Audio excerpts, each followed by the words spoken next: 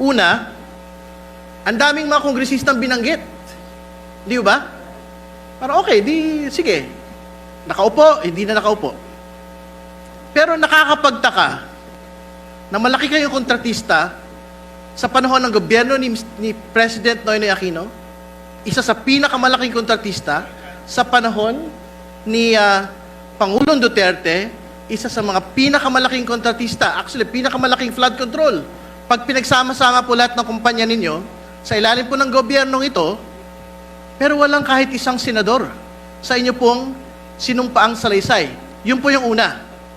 Pangalawa, sabi po ninyo kahapon, walang ledger kayong hawak sa listahan bago 2022.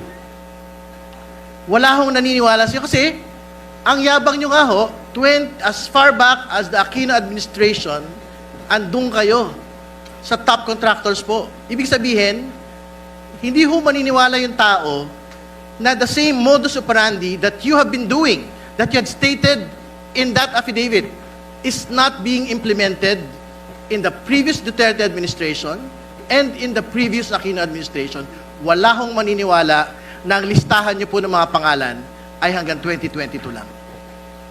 So my question to you, and maybe this is the question of Congresswoman De Lima, ano pa po, sino pa ho yung mga pangalan na dapat pong malaman ng bayan?